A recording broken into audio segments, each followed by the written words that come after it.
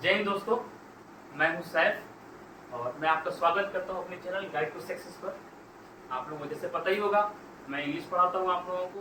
और अगली क्लास में हम लोगों ने पढ़ा था टेंस, और टेंस में कौन सा टॉपिक था बच्चों?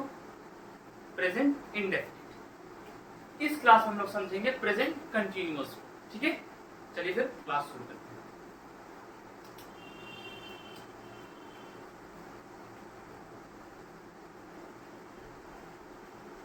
प्रेजेंट कॉन्टिन्यूस,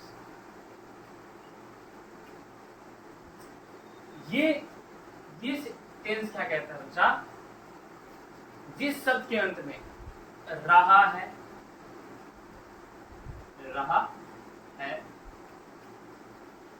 रही है और रहे हैं लगा, उसे हम लोग किस चीज में रखते हैं? प्रेजेंट कॉन्टिन्यूस में रखते हैं।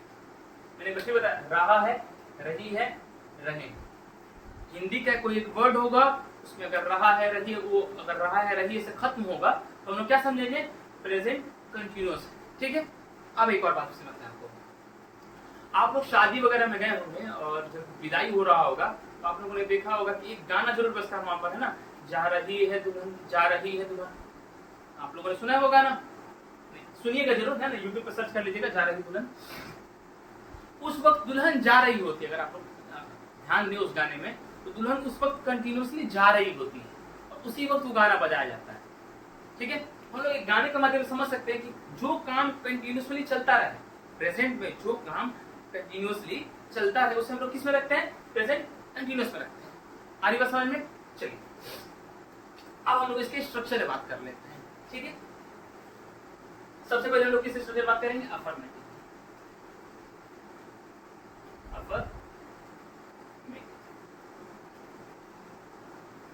इसका स्ट्रक्चर क्या होगा? सब्जेक्ट लिखेंगे, है ना? इज या एम या आर लिखेंगे। ठीक है, फिर V1 में ING लगाएंगे। इसको V4 भी बोल सकते हैं। ठीक है, इसको V4 भी बोल सकते हैं। उसके बाद ठीक, यहां पर हम देख सकते हैं कि 3 हेल्पिंग वर्ब्स हैं। कितने हैं? 3 हेल्पिंग वर्ब्स हैं। क्या है? हेल्पिंग वर्ब्स हैं। ठीक है, ये जो इज है, इज ये सिंगुलर के लिए यूज होगा। किसके लिए यूज होगा? सिंगुलर सब्जेक्ट के लिए।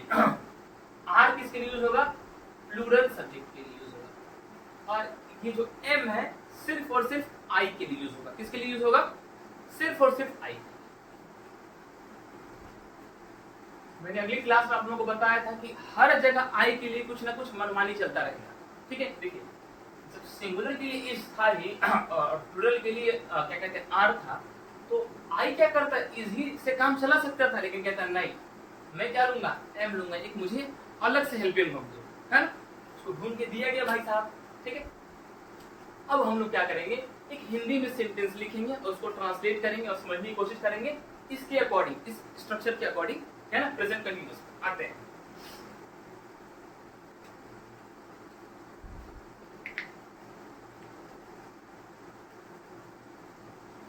अमन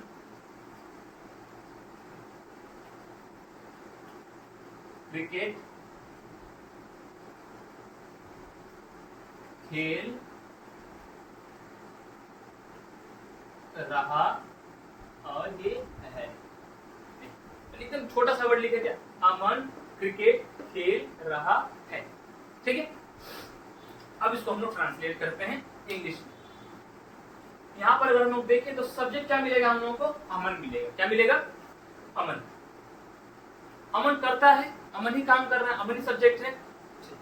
सबसे पहले हम लिखेंगे अमन। अमन। अब अमन के लिए हम लोग एक हेल्पिंग वर्ब चाहिए होगा। अमन है क्या? सिंगुलर है। अमन क्या है? सिंगुलर है। सिंगुलर लिखेंगे तो इसके लिए सिंगुलर हेल्पिंग वर्ब आ जाएगा। अमन इज। अब आते हैं हम लोग खेल। यही इसका क्या है? वर्ब है। इसी से तो काम का पता चल रहा है, खेलना। मैंने आप लोगों को पहली क्लास में बताया था कि जिस वर्ड के अंत में ना आ जाए, क्या आ जाए? ना आ जाए, तो हम लोग किस में रखते हैं? उसे क्या कहते हैं हम लोग? वर्ब कहते हैं। क्या कहते हैं? वर्ब। खेल मतलब खेलना, है ना? ये वर्ब, इससे काम का पता चल रहा है। अमन इज प्ले। खेलने का अंग्रेजी क्या होता है? प्ले। और प्ले में हम लोग देखा, यहाँ पे दिखा हुआ है V1 में फिर आईएनजी लगाना है, इसको V4 भी बोलते हैं। आईएनजी जोड़ देंगे हम लोग। अमन इज प्लेइंग, और हम लोग ऑब्जेक्ट क्या था? क्रिकेट। क्या था? क्रिकेट। आ रही बात समझ में? देखिए, ये हो गया सब्जेक्ट, ये हो गया ऑब्जेक्ट, और ये क्या हो जाएगा? वर्ब हो जाएगा। ठीक है, आप समझ रहे हैं? एक छोटा सा सेंटेंस था। ठीक, फिर हम एक और वर्ड लेते हैं प्लूरल वर्ब को लेकर के। ठीक है, वे लोग सिनेमा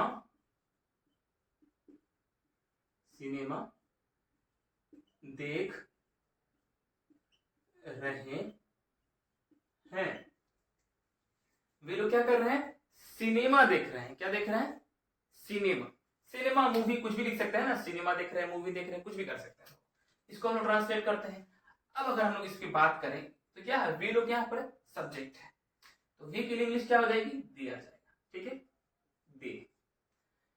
दे अपने आप में एक प्लूरल सब्जेक्ट है ना, वे लोग ज्यादा है इसमें, इसके लिए हेल्पिंग वर्ब क्या आ जाएगा? आर आ जाएगा, प्लूरल हेल्पिंग वर्ब आ जाएगा। तो दे के साथ क्या लगाएंगे हम लोग? आर लगाएंगे, दे आर। अब हम लोग किसकी बारी है? देखना का। अच्छा, एक बात याद रखिएगा, सी मतलब भी देखना होता है, वॉच मतलब भी देखना होता है, लुक मतलब भी देखना होता है, सबके अलग अलग स्पेसिफिक मीनिंग निकलते हैं।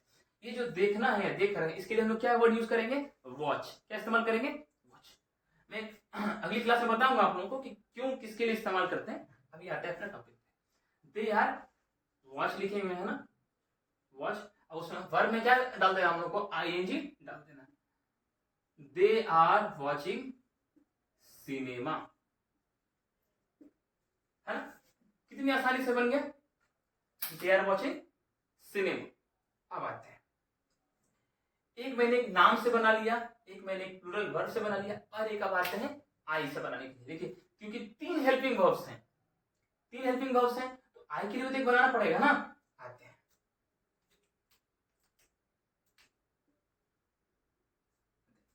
मैं इंग्लिश पढ़ा रहा हूं। ठीक है, देखिए, है तो वर्ड आएगा नहीं इसके लिए। ठीक है वर्ड तो आएगा नहीं। मैं इंग्लिश पढ़ा रहा हूं। अब आई के लिए आते हैं, इसको ट्रांसलेट करते हैं। मैं की अंग्रेजी क्या हो जाएगी? आई। मैंने क्या बताया? मैं की अंग्रेजी क्या हो जाएगी? आई। आई के लिए क्या कहते हैं, स्पेसिफिकली क्या है? हेल्पिंग वर्ब इंक्लूड किया गया है। ये सिर्फ आई के साथ क्या आएगा? एम आएगा, आई एम। अब फिर क्या है? मैं इंग्लिश पढ़ा रहा हूं, पढ़ाना ये वर्ब है। आई एम टीच, टीच मतलब होता है पढ़ाना।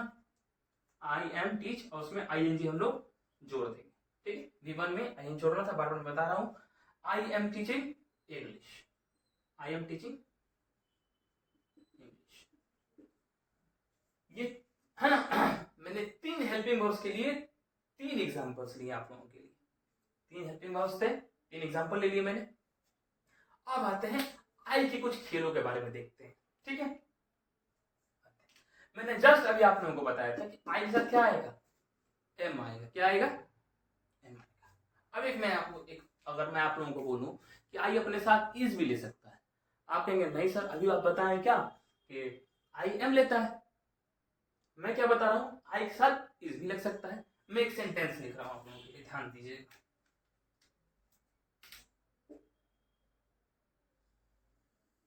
ठीक है, आई is the ninth word of, है ना, अल्फाबेट।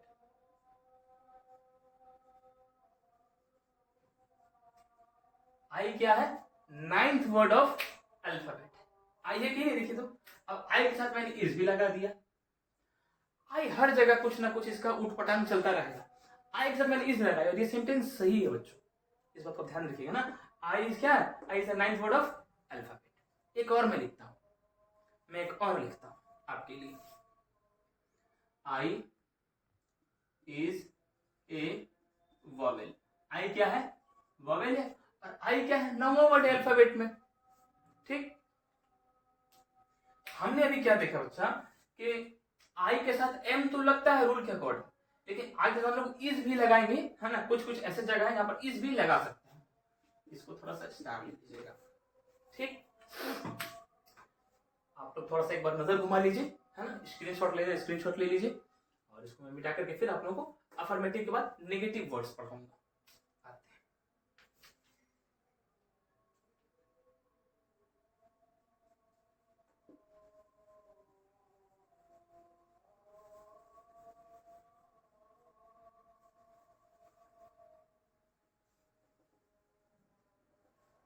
आई होप आप लोगों को समझ में आ रहा होगा जो मैं पढ़ाया आपको। ठीक है, देखते हैं।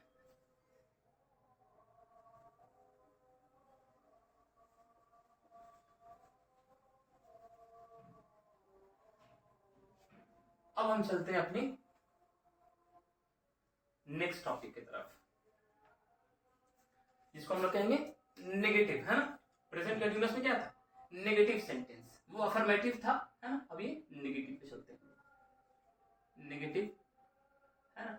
आते हैं सेंटेंस पे। इसका स्ट्रक्चर हम लोग देख लेंगे पहले। इसमें क्या करेंगे हम लोग, सब्जेक्ट लिखते हैं, फिर हेल्पिंग वर्ब इज, एम और आर लिखते हैं। ठीक है, फिर क्या लिखते हैं, नॉट लिखते हैं, फिर V1 में ING जोड़ते हैं, फिर ऑब्जेक्ट लिखते हैं। सिर्फ इसमें नॉट ही इंक्लूड होगा, आप देख पा रहे हो। अफर्मेटिव जो मैंने आपको पढ़ाया था, इसमें सिर्फ क्या जुड़ा है, नॉट जुड़ा है। ठीक है, वही चीजें हैं। इस किसके लिए आएगी, इस किसके लिए आएगा, सिंगुलर सब्जेक्ट के लिए आएगा। आई किसके लिए आएगा, एम किसके लिए आएगा, आई के लिए आएगा। और आर किसके लिए आएगा, प्लूरल सब्जेक्ट के लिए आएगा। ठीक है, नॉट उस तरह से, उसके बाद हेल्पिंग वर्ब के बाद नॉट लगाना है, फिर वर्ब में आईएनजी जोड़ना है, फिर ऑब्जेक्ट। आते हैं, अब हम लोग एक सेंटेंस लिखेंगे, फिर उसको ट्रांसलेट करके आपको समझाएंगे। वह स्कूल नहीं जा रहा है, वह स्कूल नहीं जा रहा है। इसको हम लोग कैसे ट्रांसलेट करेंगे, चलिए देखते हैं। रहा है ना, तो हम लोग क्या है, लड़का प्रतीत हो रहा है, हम लोगों को मेल प्रतीत हो रहा है, ही लिखेंगे इसके लिए, ही।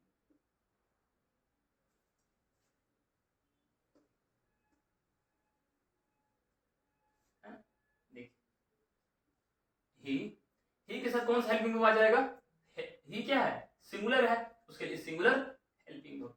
ही इज, पर नॉट लिखना ही था, हेल्पिंग वर्ब के बाद क्या लिखना था, नॉट लिखना ही था। ही इज नॉट, जाना है ना, इज नॉट गो, उसमें आईएनजी लगाना ही है, is not going to school, है। टू मैंने क्यों लगाया था, मैंने आप लोगों के क्लास में बताया था, टू एक क्या है, आर्टिकल है। टू एक क्या है, आर्टिकल है ना। और इसका मतलब होता है की ओर। क्या मतलब होता है इसका, की ओर। जब किसी लोकेशन के बारे में बताया जाता तो टू लगाना पड़ता है, स्ट्रक्चर में नहीं था लेकिन लगाना पड़ता है। ठीक है, अब आते हैं अपने दूसरी एग्जाम्पल की तरफ। सुनीता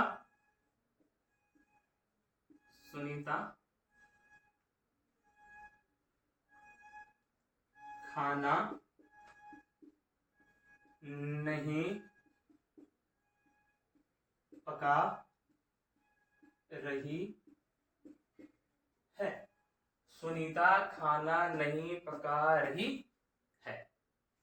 इसको हम लोग कैसे ट्रांसलेट करेंगे, सुनीता सब्जेक्ट है, यहां पर लिख देंगे सुनीता सिंगुलर है, उसके लिए सिंगुलर सब्जेक्ट आ जाएगा, हेल्पिंग वर्ब आ जाएगा। सुनीता इज, नॉट लिखना ही था हमें, नॉट लिख देंगे। ठीक है, सुनीता इज नॉट कुक, है ना। पकाना क्या इंग्लिश होता है, कुक, उसमें आईएनजी हम लोग को जोड़ना ही है। Sunita is not cooking food, कितना आसानी से था, है ना? आप समझ पा रहे हैं? और आप शायद ना समझ पाए तो आपके लिए एक और एग्जाम्पल है, ठीक है? मैं अंग्रेजी, है ना, नहीं समझ पा रहा हूं, ठीक? ये आप लोगों के लिए मैंने लिखा है ना, मैं अंग्रेजी नहीं समझ पा रहा हूं। इसको ट्रांसलेट करते हैं हम लोग, ठीक है? मैं के लिए इंग्लिश क्या आ जाएगा? आई आ जाएगा, ठीक? आई के साथ कौन सा हेल्पिंग वर्ब आता है? एम आता है, ठीक? आई एम, उसके बाद नॉट लगाना है क्योंकि नेगेटिव वर्ड्स हम लोग पढ़ रहे हैं, नेगेटिव सेंटेंस पढ़ रहे हैं। आई एम नॉट, समझना, ठीक है? समझना का इंग्लिश क्या लिखेंगे हम लोग? अंडरस्टैंड। क्या लिखेंगे? आई एम नॉट अंडरस्टैंड,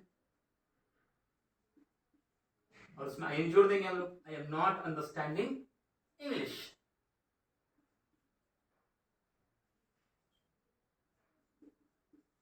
आ रही बात समझ में? I am not understanding English, ये आप लोगों के लिए वर्ड था, ठीक? आई होप आप लोगों के नेगेटिव वर्ड्स के, है ना, स्ट्रक्चर के अकॉर्डिंग आप लोगों की एग्जांपल समझ में आए होंगे। हम लोग अपने अलग टॉपिक पे चलते हैं, ठीक?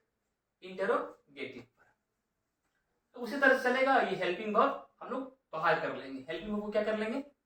बाहर कर लेंगे, ठीक है? ज्यादा कुछ है नहीं इसमें।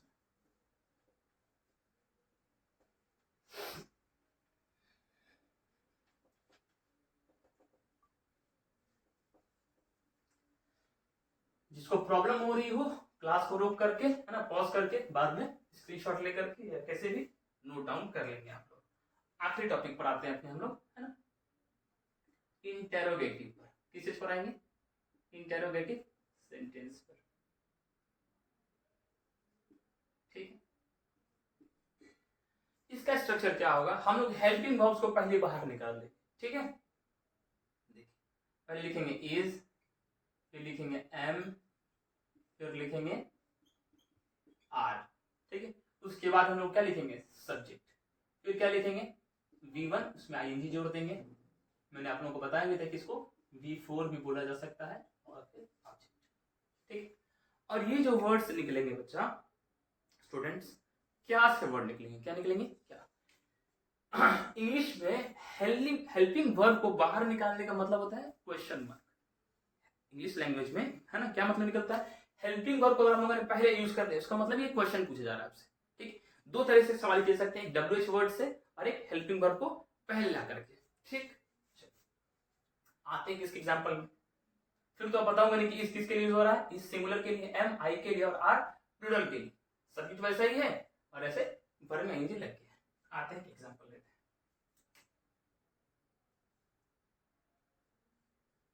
क्या राम आम खा रहा है? रहा है वर्ड आ गया, और इसमें क्वेश्चन मार्क का देना बिल्कुल जरूरी, क्वेश्चन मार्क का देना बिल्कुल जरूरी, ठीक है? क्या राम आम खा रहा है? क्या का मतलब व्हाट मत समझ लीजिएगा, है ना? क्या का मतलब व्हाट मत समझ लीजिएगा। बचपन में लोग हमेशा पूछते थे कि हु मतलब कौन, तो व्हाट मतलब क्या, तो बोलता था क्या। हम लोग फिर पूछते थे क्या, तो व्हाट, क्या का मतलब आप लोग व्हाट मत समझिएगा, हेल्पिंग वर्ब्स को बाहर करना है, ठीक है? हमने क्या लिखा? क्या राम आम खा रहा है। राम के लिए, राम क्या है? पर सब्जेक्ट है, पहले में राम हम लोग लिखेंगे, और सब्जेक्ट से पहले क्या लिखना है? हेल्पिंग वर्ब लिखना है। तो इसके लिए क्या आ जाएगा? इज आएगा, इज राम, है ना, ईट, है ना, खाना का ये क्या हो जाएगा? ईट, और आई जोड़ देंगे। Is Ram eating a mango, ठीक? इसी तरह से, और आप जितना सेंटेंस बनाने की कोशिश करें कर सकते हैं। मैं आप लोगों के लिए 2 सेंटेंसेस लिख के रखता हूं, अगर आप लोग बनाएंगे तो अच्छा लगेगा।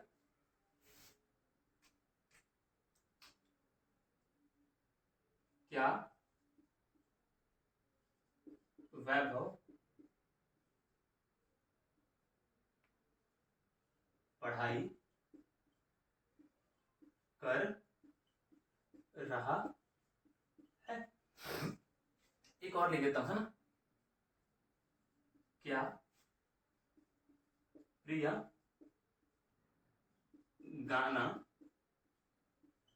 सुन रही है? इसमें भी क्वेश्चन मार्क, इसमें भी क्वेश्चन मार्क है, और इसमें भी क्वेश्चन मार्क। एक और सेंटेंसेस आते हैं प्रेजेंट, है ना, इंटरोगेटिव में नेगेटिव बनाने का, लेकिन मैंने सोचा कि आप बस उसमें करना ही क्या है, सब्जेक्ट के बाद फिर नॉट लगा देना है, उसमें कुछ खास है नहीं, है ना, इसलिए मैं उसको अवॉइड कर रहा हूं। आज क्लास बच्चों समाप्त हो रहा है, और ये कहेंगे कि अभी तक तो हम लोग हिंदी के जरिए इसको हम लोग समझ रहे थे। हम लोग को क्या कॉन्सेप्ट है, हम लोग हिंदुस्तानी लोग हिंदी के माध्यम से ही तो किसी चीज को समझेंगे। तो मैंने आप लोगों को हिंदी के माध्यम से कुछ इंग्लिश को समझाने की कोशिश की थी। अब अगली क्लास में जब हम लोग आएंगे तो कुछ प्रीवियस ईयर क्वेश्चंस को लेकर के आएंगे, और उसको हम लोग बताएंगे कैसे सॉल्व किया जा सकता है। कुछ कीवर्ड्स है मेरे पास, उसको आपको देखते ही पता चल जाएगा कि आंसर, ये वाला आंसर सही होगा। ठीक है, मैं बताऊंगा कि सॉल्व होगा कैसे, मैं खुद सॉल्व नहीं करूंगा, आप लोग खुद घर बैठे सॉल्व करेंगे। चलिए फिर मिलते हैं अगली क्लास में। जय हिंद, जय भारत।